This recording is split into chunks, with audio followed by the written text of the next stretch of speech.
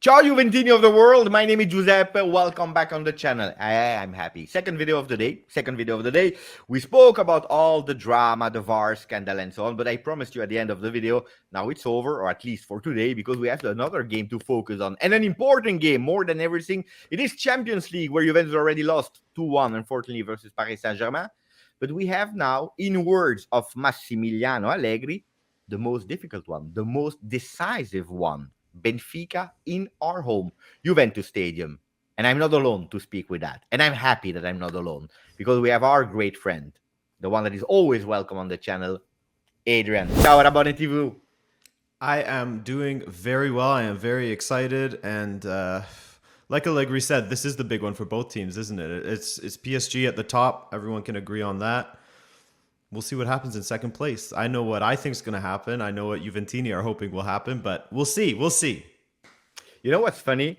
You start with, I know what's going to happen. I know what Juventini are hoping to happen. So unconsciously, you're already going towards Benfica is more confident about entering that game than probably Juventini. Is that correct? Or did I read it bad, what you said?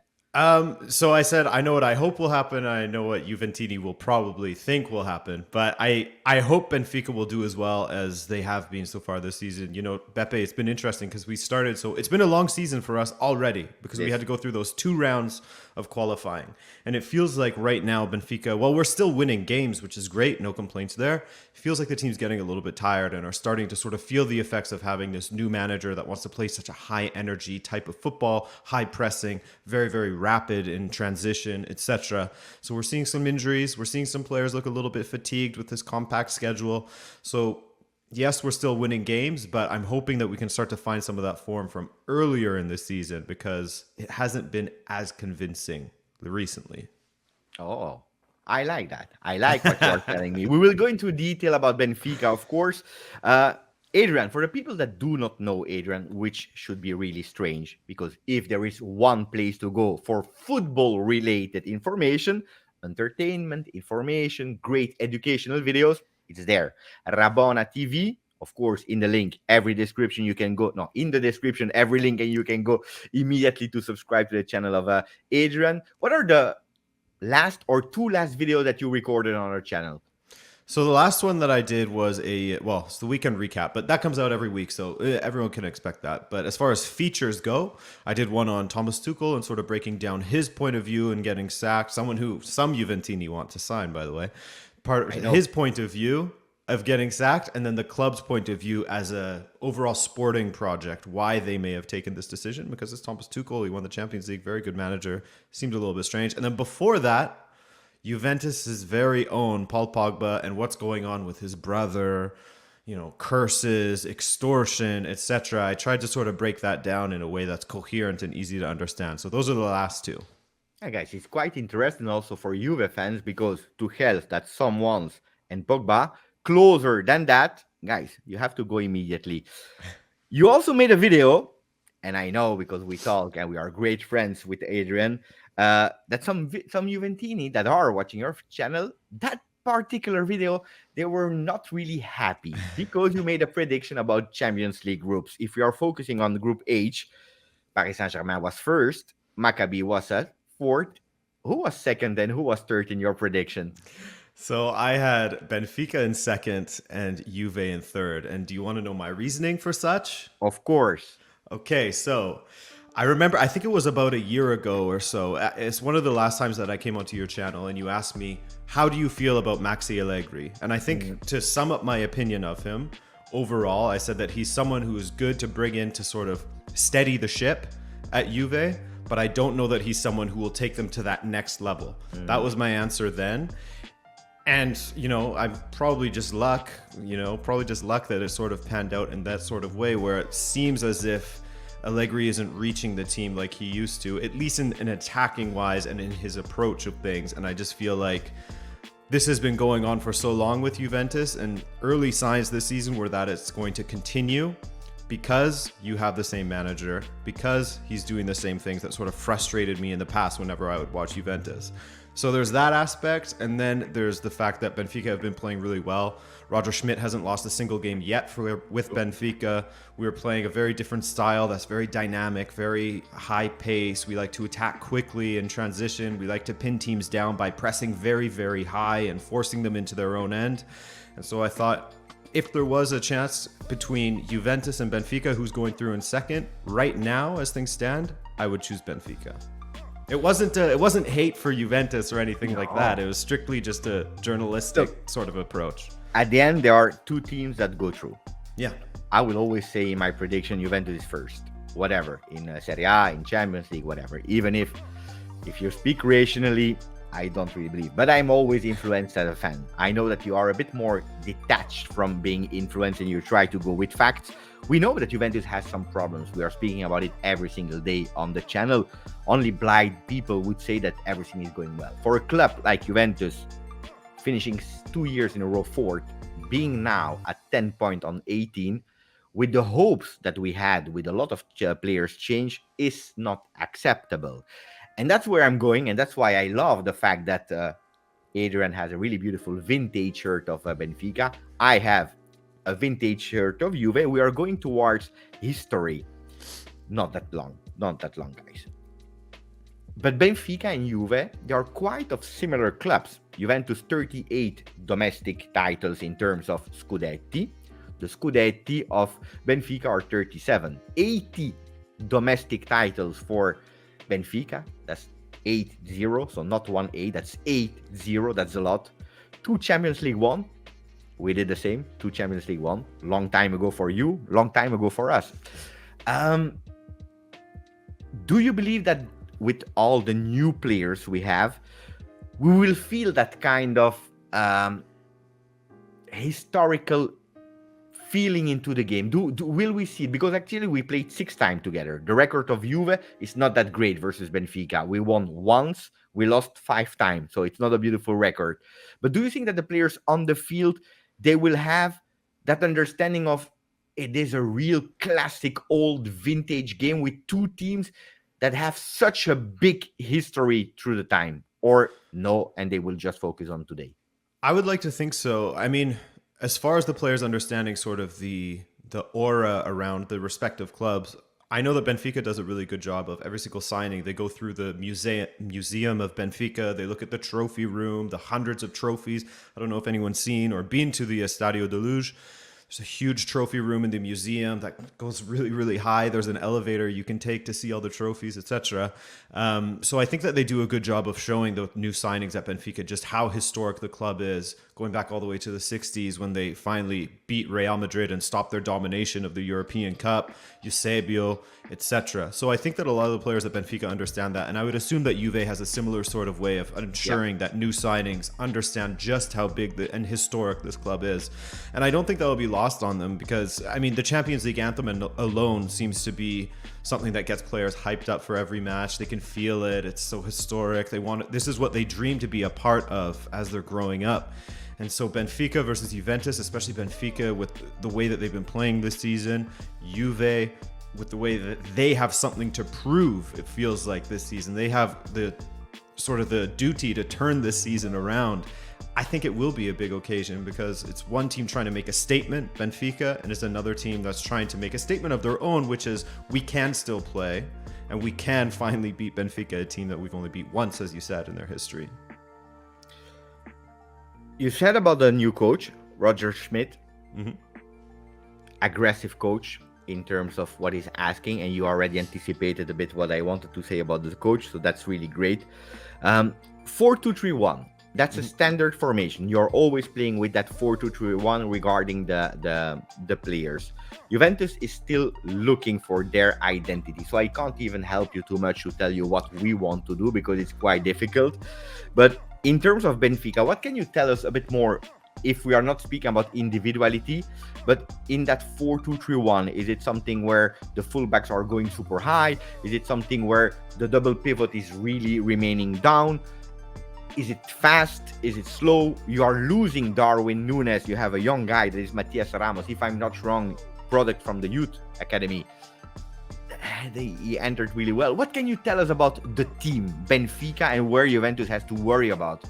Yeah, so as you said, the 4-2-3-1 has been our standard, but I will say this is worth noting for anyone that's watching this match. Every single match that Benfica has played thus far, I mean, you could argue Dinamo and Midtjylland is a little bit different, but every single match that Benfica has played thus far, I feel like we've been the favorites.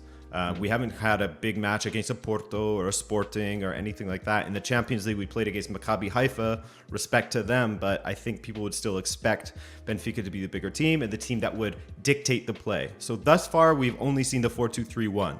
When we go up against a big team like Juve or Porto coming up, I mean, October, I'm going to lose all my hair. It's a crazy schedule. Maybe that will be different. Maybe we'll see us go to a back three as Jorge Jesus used to do, or to a 4-4-2 as Verissimo did last season. But I would expect the 4-2-3-1 to be rolled out against Juventus because Roger Schmidt seems to want to make other teams adapt to us, which I really, really like in a manager. He's not hiding or anything like that. He has that Red Bull DNA from when he was at Salzburg. And yeah, it's the fullbacks definitely overlap because the three behind the striker like to tuck in often.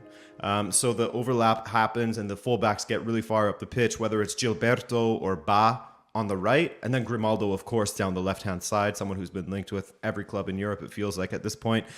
And we really like to pin teams. I know. Juve want him. I know. A lot of people do.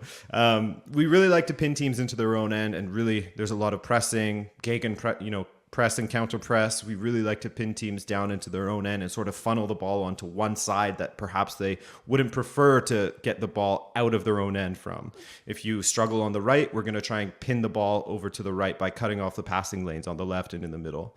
And so we've seen when Benfica was at their best, high pace. When we do lose the ball, if that press is broken and we have to defend, we drop into a 4-4-2, but the transition is quick. Very, very, very quick because we have someone like an Enzo Fernandez in the midfield whose distribution with the ball is just superb. As soon as we get it, we look to release through a Rafa to use his pace, or David Neres on the right to use his pace down the right and his ability to beat players in one-on-one situations. And then, of course, as you mentioned, we have Gonzalo Ramos playing as the striker, and he's an interesting one because last season he was actually playing as either a second striker or a sort of a 10 at times, but he is a striker naturally. That's what he played in the youth levels, etc. So he does drop deep now and then, sort of utilizing what he learned last season, but he really likes to play off of the shoulders of the defenders because he has a lot of pace as well. And it's a really dynamic attack. We like to attack through the wings, but we also have Rafa. I'm sure a lot of you are familiar with him. Mm-hmm. He used to be a winger. He's now being played as a 10 by Roger Schmidt to utilize his pace through the middle. So it's not just the wings where you have to watch out for the pace. It's also through the middle via Rafa and Gonzalo Ramos. And they all sort of like, Enzo, Rafa, João Mario, Ramos, they all like to sort of group together in the middle sometimes and get quick, intricate passing to try and release someone on the outside, that type of thing. So, I mean, Benfica's been really fun to watch this season. I think a lot of neutrals are enjoying watching them as well because of the style of football that they like to play, where they like to attack and dictate, and they don't try to just sit back and counter. Some people that are listening to you, they are probably watching my face, and every time that Adrian was saying 1 and 2 and 3 sentence, 4 sentence, and he's describing Benfica, I was feeling more and more bad. Do you have more bad news about how great Benfica was? But you told me one thing that I really liked. It was the fact that maybe they start to be a bit more tired. Mm-hmm. Can be an important one because they played 2 games more than Juve. Is there another thing? Is there a weakness at the moment that you are watching? It's true that, as you said, maybe the unknown of playing versus a big team, that can be one. Being a bit more tired. Is there also something else where you say, guys, if you're don't worry, Allegri is not watching my channel, but is there something you say, attenzione for Benfica, that's where they still need to grow in? Yeah, I would think that our backline is not perfect just yet. I mean, number one is sort of the fatigue and how performances have dipped a little bit. We still dominate teams, but it's just the finishing in front of goal. We've been a bit shy. Gonzalo Ramos was out for the last match, etc. But I would say the back line is definitely something that could be exploited because we've had so many injuries. Morato, João Victor, Verissimo, those are the 3 that you would think would be starting ahead of Antonio Silva, an 18-year-old fresh from the academy at Benfica. But Antonio Silva thus far, in the appearances he's had in the Champions League and in the Primeira Liga in Portugal, he looks just as confident and as strong as a Ruben Dias did when he was coming through at Benfica, playing alongside Otamendi. So while his performances have been great, you start to wonder, is he on borrowed time? Is it a matter of him just getting rattled in this big occasion of the Champions League? So if Juve attacks down that left side with Kostic, and Vlahovic, etc., combining, will that be too much for either Gilberto or Ba and Antonio Silva on that right side of Benfica's defense? I don't know. The left side with Grimaldo, he does tend to have some defensive lapses in the past, but like I said, we've been the team on the front foot in almost every game this season, so he hasn't actually had to defend that much. But in the past, he has had lapses where he misses a man at the back post or what have you, which makes me scared that, McKennie might float to the back post and head another one in or something like that. You believe that the game can be played on the wings? That's where the battle can be won, with a Grimaldo can do eventually the difference versus a Cuadrado that is totally out of shape, but we have no other solution, so he has to play. We are predicting a kind of 3-5-2 with Cuadrado on the right, so he will be the man on Grimaldo, stopping him and also trying to push him to not go too much higher. But Cuadrado, we saw it versus Salernitana, was totally out of shape, was not able to hold a man like Mazzocchi. And then, as you said, on the other side, you have a Kostic that is at his third consecutive assist. So is that where you win? Or is it also maybe with a surprise? Because like you, we have a young pépite in French, pépite, a jewel that is called Miretti.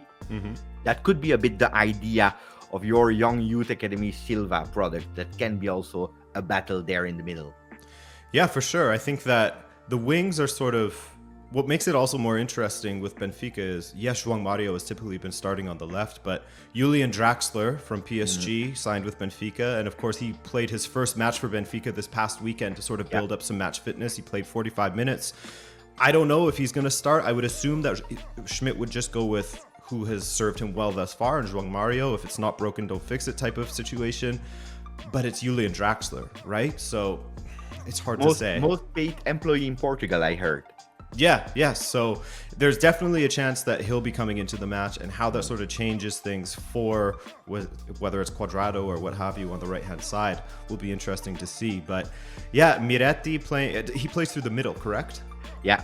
He's a really great player in a kind of three-man midfield who is actually able to read the game, understanding where the spaces are, and can position himself through the lines.